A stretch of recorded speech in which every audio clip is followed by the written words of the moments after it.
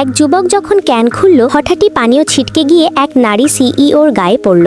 ঘটনাটি দেখে যুবক ভয় পেয়ে তাড়াতাড়ি হাত বাড়িয়ে মুচকে গেল, কিন্তু তাতে নারী সিইও আরও ক্ষিপ্ত হয়ে উঠলেন। ঠিক সেই সময় পাশে থাকা তার বান্ধবী ফিসফিস করে বলল, ওর সঙ্গে কথা বাড়িয়ে লাভ নেই, আমাদের তাড়াতাড়ি ফিরতে হবে। রাগে ফুঁসতে ফুঁসতে নারী সিইও হুমকি দিয়ে চলে গেলেন, কিন্তু আশ্চর্যের বিষয়, তার ট্রাক্টরের গতি যুবকের দৌড়ের চেয়েও ধীর ছিল। যুবক সরাসরি পৌঁছে গেল একটি শোকসভায়। সেখানে গিয়ে সে হঠাৎই বৃদ্ধ কর্তার কফিনের ঢাকনা খুলে দিল। এর কয়েকজন লোক মিলে এসেও তার কাছে টিকতে পারল না। যুবক কফিনের দিকে তাকিয়ে বলল, আপনি আমার কাছে যা ধার নিয়েছেন তা না দিয়ে মরতে পারবেন না। তারপর সে নিজের অভ্যন্তরীণ শক্তি বৃদ্ধের দেহে প্রবাহিত করল। পরিবারের প্রধান তাকে ভণ্ডামির অভিযোগে থামাতে চাইছিলেন, কিন্তু ঠিক তখনই মৃত ঘোষিত বৃদ্ধ হঠাৎ লাঠি দিয়ে তাকে আঘাত করলেন। সবাই আতঙ্কে হাঁটু গেড়ে বসে পড়ল। যুবক আবার চিকিৎসা শুরু করল, আর আশ্চর্যজনকভাবে 7 দিন আগে মৃত ঘোষিত বৃদ্ধ হঠাৎ উঠে বসলেন। সবাই কৃতজ্ঞতা জানাতে চাইলে যুবক একটি আংটি বের করে বলল সে আসলে নিজের পাওনা নিতে এসেছে। বৃদ্ধ আংটিটি দেখে বিস্মিত হলেন। এটি ছিল 9টি শক্তির আংটির একটি, যার প্রতিটি আলাদা ক্ষমতার প্রতীক। যুবকের গুরু এগুলো ধার দিয়েছিলেন,